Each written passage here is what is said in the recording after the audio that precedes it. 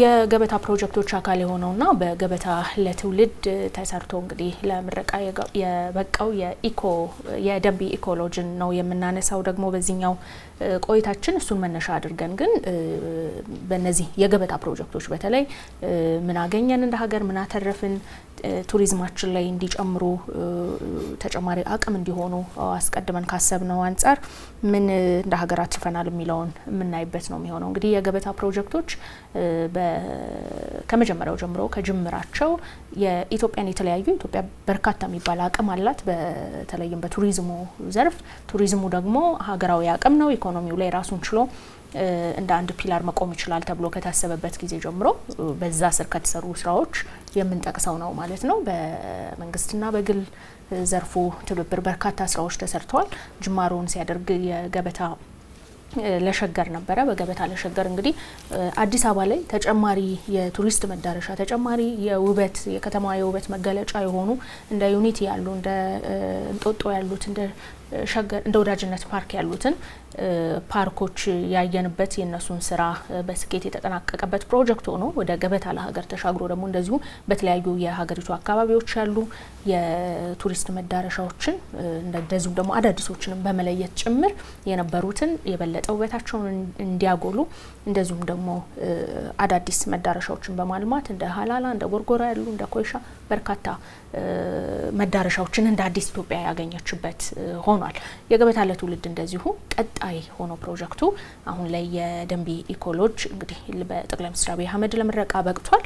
የገበታ ፕሮጀክቶችን ስናነሳ ከእሳቤው ጀምረን እስቲ አንዳንድ ነገሮችን ብናነሳ ምክንያቱም እንግዲህ በምዕራፍ ተከፍሎ ቀጣይነቱን ይዞ አሁንም ድረስ መንግስትንም ዜጎችንም እንደዚሁም የግሉን ዘርፍ አስተሳስሮ ለሀገር ልማት አንድ ላይ ያቆመ ውጤቱም ደግሞ እጅግ የሚደንቅ ሆኖ ያየነው ስለሆነ ከእሳቤው ጀምሮ አንዳንድ ነገሮችን ብናነሳ መልካም። እንግዲህ የቱሪዝም ዘርፉን የማሳደግ ቱሪዝም ውስጥ የሚገኘውን ሀብት ደግሞ ለሀገር እድገትና እንደዚሁም ብልጽግና የመጠቀም ጉዳይ ኢትዮጵያ ውስጥ ብቻ ያለ ጉዳይ አይደለም። በዓለም አቀፍ ደረጃ ዓለም አሁን ፊቱን ወደ ቱሪዝም ያዞረበት ጊዜ ላይ ነው የምንገኘው። ከዚህ አንፃር ኢትዮጵያም ትክክለኛው የሆነ መንገድ ላይ እንዳለች መረዳት ያስፈልጋል። እኔ እዚህ ሀገር ላይ ከተሰሩ ስራዎች በጣም የሚደንቁኝ ትልቅ ደግሞ ውጤት አምጥተዋል ብዬ ማስባቸው በሁለንተናዊ መልኩ ብንገልጻቸው የገበታ ፕሮጀክቶች ናቸው። የገበታ ፕሮጀክቶች አጀማመሩን ስናየው ከዛ አሁን የገበታ ለትውልድ ብሎ የደረሰበትን ደረጃ ስናየው ኢትዮጵያ ውስጥ በሚታይ ደረጃ ሀገሪቱን እየቀየራት ያለ ፕሮጀክት ለመሆኑ በጣም ትልቅ ማሳያ አድርገን ልናነሳ የምንችለው ጉዳይ ነው። እነዚህ ፕሮጀክቶች እንደምናውቀው መንግስት ከፍተኛ የሆነ ኃላፊነትና ድርሻ ይዞ እየሰራቸው ቢሆንም ጎን ለጎን ደግሞ የግሉ ዘርፍም ከፍተኛ የሆነ አስተዋጽኦ እያደረገባቸው የሚገኙ መሆናቸው ይታወቃል። በመጀመሪያው ምዕራፍ የገበታ ለሸገር እንጦጦ ወዳጅነትና አንድነት ፓርኮች መሰራታቸው ይታወቃል። አሁን ላይ ቆመን ስንመለከታቸው ምን ያህል ቱሪስቶች እየጎበኟቸው እንደሆነ ምን ያህል የሀገሪቱን መልካም ገጽታ በልዩ መልኩ እንደቀየሯት ማየትና መመልከት የምንችለው ጉዳይ ነው። ውጤቱ አሁን በደንብ ስለሚታይ ማለት ነው። ሌላኛው የገበታ ለሀገር ፕሮጀክት ነው። የገበታ ለሀገር ፕሮጀክት የወንጪ የጎርጎራና የኮይሻ ፕሮጀክቶች ናቸው።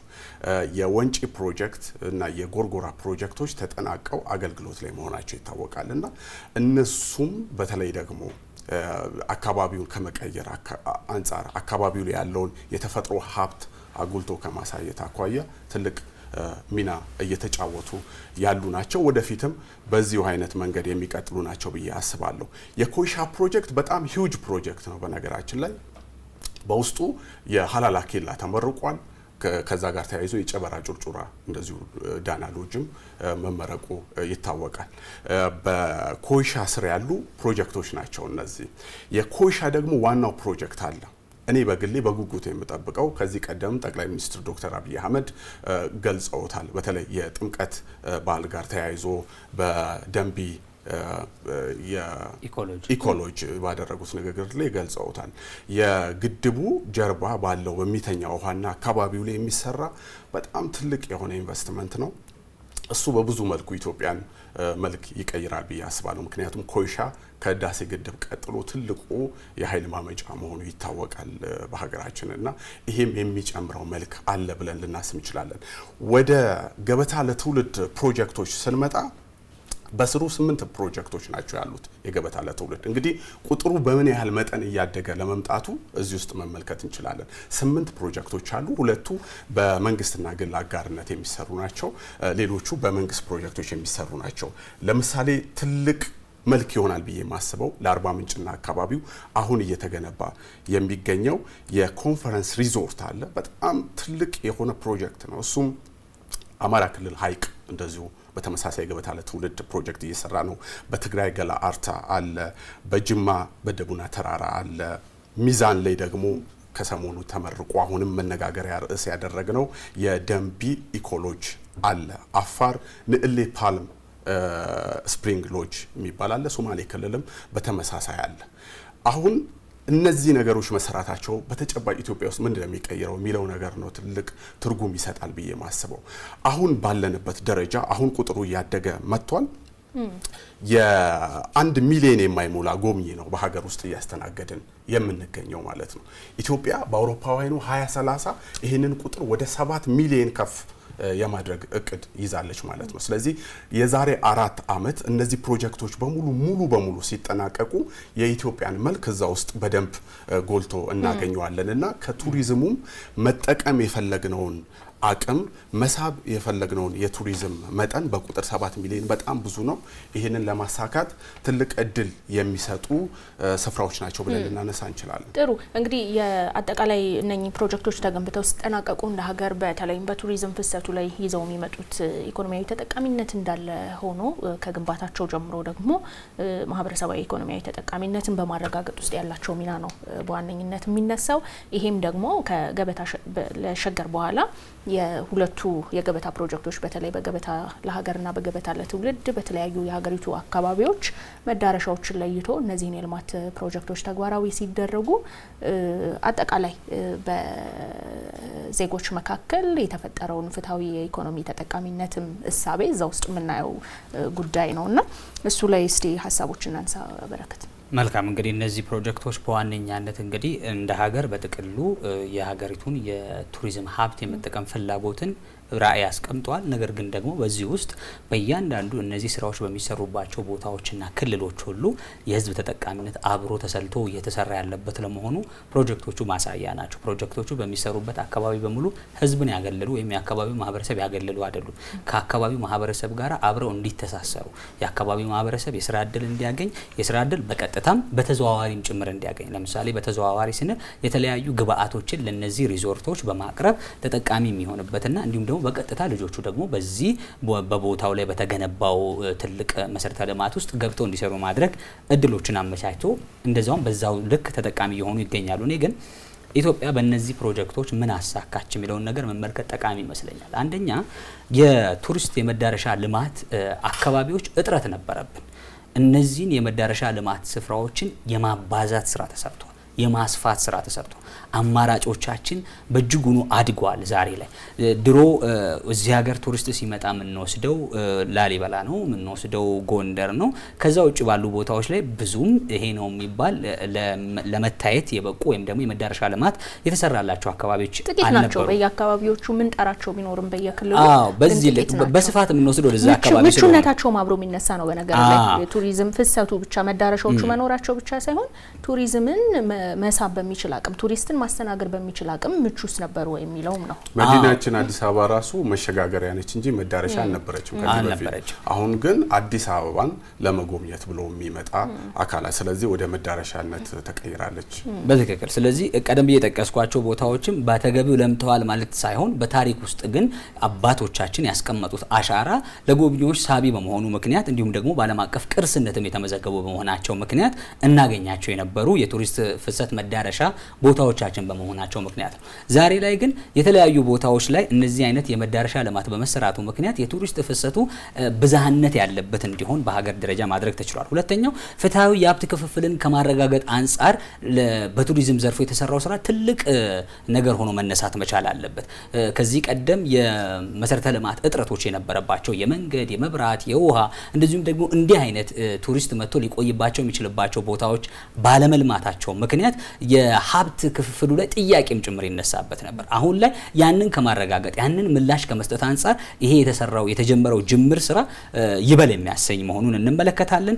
የልማት ተደራሽነትን ከማረጋገጥ አንጻርም እድል የፈጠረ ነው። ሌላው በየአካባቢው ያለውን ጸጋ ከማውጣት አንጻርም እነዚህ ፕሮጀክቶች ድርሻቸው ትልቁ ሆኖ እናገኘዋለን። ሌላው መመልከት ያለብን ብዬ የማስበው ምናልባት የመሰረተ ልማት ግንባታ ለቱሪዝም ምን አስተዋጽኦ አለው የሚለው ነገር ግን አብሮ መነሳት ያለበት ይመስለኛል። ምክንያቱም መንግስት የዛሬ 5 እና 6 ዓመት እነዚህ ስራዎች ሲጀምር ዛሬ ላይ ይሄ አይነት ውጤቶች ይመጣሉ ብሎ ለመመልከት ብዙ አዳጋች የነበሩበት ሁኔታዎች እንደነበሩ ይታወቃል። ግን አርቆ አሳቢነቱና አርቆ ራዕይን መሰነቁ ዛሬ ላይ የተፈጠረውን አውድ በዚህ መልኩ እንድናየውና ከጥቅሙም እንድንጠቀም አድርጎናል። ከዚህ አንጻር የመሰረተ ልማት ላይ ነው መንግስት ትኩረት ያደረገው።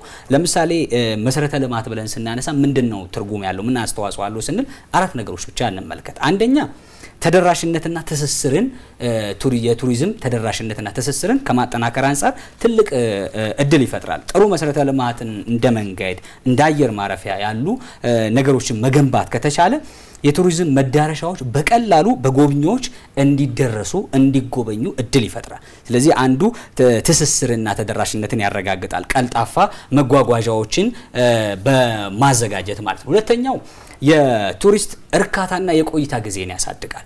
እነዚህ መሰረተ ልማቶች በመኖራቸው ምክንያት አንደኛ እንግልት አይኖርበትም። ስለዚህ በሚሄድበት ቦታ ደግሞ ለአይን ማራኪ ዓለም አቀፍ ስታንዳርዳቸውን የጠበቁ የቱሪዝም መዳረሻ ስፍራዎች ላይ ነው የሚያርፈው።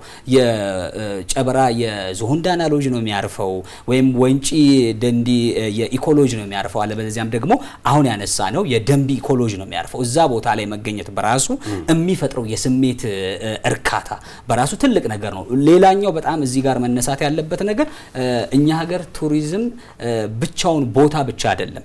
ቱሪዝሙ ታሪክ አለው አብሮ፣ እንደገና ደግሞ የተፈጥሮ ጸጋ ጭምር አለው። እንዲሁ እዛ ላይ መዳረሻ ልማት ጭምር ሰርተንበት ነው። ስለዚህ 3 ነገሮችን በአንድ ቦታ ላይ የሚያገኝበት እድል እየተፈጠረ ነው ያለው። ሌላኛው ሶስተኛው ከኢኮኖሚ እድገትና ከኢንቨስትመንት አንጻርም ትልቅ እድል እየፈጠረ ነው ያለው።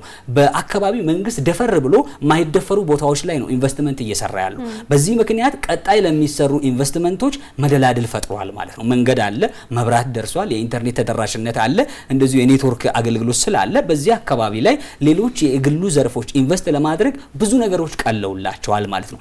ሌላኛው ደግሞ እርስ በርስ በሀገር ውስጥ ያለንን ትስስር ከማጠናከር አንጻር የመንገድ ትስስሩን፣ የመብራት ትስስሩን፣ የውሃ የኢንተርኔት ትስስሩን በእጅጉኑ ያሳደገው ነው። የመጨረሻው ማንሳት የምፈልገው የክልሎች ልማትና አካታችነት በዚህ ውስጥ መታየት መቻል አለበት። ክልሎችን ከዚህ ቀደም ራቅ ያሉ ክልሎች ከልማትም ጭምር አብረው ርቀው የነበሩበትን ሁኔታ እናስታውሳለን። በእርግጥ ራቅ ያሉ ክልሎች ብቻ አይደሉም። ለምሳሌ ስለ ጎንደር እንኳን ስናነሳ ከልማት ተገልላ ለበርከት ላሉ ዘመናት ወይም ደግሞ ስርዓቶችን ጭምር ለተሻገረ ጊዜ ከልማት ተገልላ የነበረች ከተማ እንደነበረች እናስታውሳለን። በዚህ በአዲሱ ስርዓት ግን በዚህ መንግስት ግን ትኩረት አግኝታ ታሪኳን በሚመጥን እንዲሁም ደግሞ ዘመኑን የዋጀ የልማት ተደራሽ እንድትሆን ጭምር አድርጓታልና እነዚህ ስራዎች የክልሎችን ልማትና አካታችነትን ጭምር ጥያቄን የመለሰ ነው ማለት እንችላለን። እንግዲህ ካነሳናቸው ነጥቦች መደምደሚያ ማድረግ የምንችለው የገበታ ፕሮጀክቶች በተለይም ኢትዮጵያ ራዕይ አድርጋ የሰራችበት ባለችው ቱሪዝምን ለሀገር ኢኮኖሚያዊ እድገት እንደ አንድ ትልቅ ምሰሶ አቁሞ እሱ ላይ የመስራቱ ጉዳይ በጣም ውጤቶችን የምናገኝበት ስለመሆኑ ምክንያቱም የቱሪስት መዳረሻዎችን ስናለማ እንደ ተነሳው አንድ ጉዳይ ላይ ብቻ ሳይሆን አተኩረን እየሰራን ያለነው እርስ በርስ ያለንን ለኢኮኖሚ በጣም ትልቅ ቦታ ያለውን የትስስር ጉዳይ ነው። እንደዚሁ በመሰረተ ልማት እያፋጠንን መሆኑን ለልማት እንደዚሁ ቁልፍ ጉዳይ ተደርጎ የሚነሳውን የመንግስትና የግሉ ዘርፍ ትብብርንም እንደዚሁ በማጠናከር ለማጠናከር የራሱ ሚና እየተወጣ ያለ ነው። ይሄ ደግሞ በውጤት እንዳየ ነው ተጨማሪ ሀብቶችን ለኢትዮጵያ በቱሪዝሙ ዘርፍ እያስገኘ መዳረሻዎችን እያለማንበት ያለው ሀገራዊ ስራ ነው ማለት ይቻላል። ውቤ እዚህ ጋር ግን መዘንጋት የሌለብን ጉዳይ እንዳጋጣሚ ሆኖ የመሰረተ ድንጋይ ሲቀመጥ የደንቢ ኢኮሎጅ እዛ የመገኘቱ አጋጣሚው ነበረኝና ቦታው በጣም ማራኪ ቦታ ነው። ሁሉም ኢትዮጵያውያን ሄደው ቢመለከቱት በጣም ደስ ይለኛል። እዛ ውስጥ ግን አሁን ያነሳሽው ነው በመንግስትና በግሉ ተሳትፎ የተሰራ ታሪክን እዛ ውስጥ አለ። ሌሎች ጉዳዮችም ተደምሮ የተሰሩት ግን ሚናፍ በጣም የሚገርመኝ ነገር እዛ አካባቢ ያለው እምቅ የተፈጥሮ ሀብት ነው። ደኑ ጥቅጥቅ ያለ ደን ነው፣ ግን ደኑ ነው ኢኮኖሚ ነው። እዛ ውስጥ ቡና አለ፣ ቅመማ ቅመሞች አሉ፣ ሌሎችም እንደዚሁ ለኢኮኖሚው አስተዋጽኦ የሚያደርጉ ሰብሎች ያሉበት እንደዚሁም ደግሞ ተፈጥሮ ያለበት አካባቢ ነውና አንዳንዴ በአካባቢያችን ያሉ ተፈጥሮዎችን ዞር ብለን እዛው አይናችንን ገልጠን መመልከት እንዳለብን ትልቅ ትምህርት የሚሰጡ ነው። ያ አካባቢ በጣም ለረጅም ዓመታት ተረስቶ የነበረ ነው። በተለይ የደንቢ ሐይቅ አንዱ የተሰራው እዛ አካባቢ መለስተኛ የሆነ ግድብ አለ፣ ኤሌክትሪክ ማመንጫ። ኤሌክትሪኩ ተበጣጥሶ በጣም በማይሆኑ ሁኔታ ተረስቶ የነበረ አካባቢ ነው። አሁን ግን ያንን አካባቢ ወደሚታይና ወደሚጨበጥ የቱሪስት መዳረሻ ቦታ መቀየር ተችሏል። እሱ ብቻ ሳይሆን እዛው አካባቢ ያለውን ግድብ በማንቀሳቀስ እንደገና ኃይል ከዛው እንዲያገኝ ማድረግ ተችሏል እና አንዳንዴ የትላንት ወረቶቻችንን እዚህ ጋር አምጥተን እየተጠቀምን እየሰራን ያለነው ስራ ኢትዮጵያን እውነትም ዘላቂ ለሆነ ለነገ ለሚሻገር ትውልድ የተሻለ ነገር እያስቀመጠን ስለመሆኑ ትልቅ ማሳያ ነው። ወደ ቀጣዩ ጉዳያችን እንሻገራለን። ክቡራን ተመልካቾች አብራችሁን ስላላችሁ እናመሰግናለን። በውጭ ርዕሰ ጉዳያችን ደግሞ እንመለሳለን።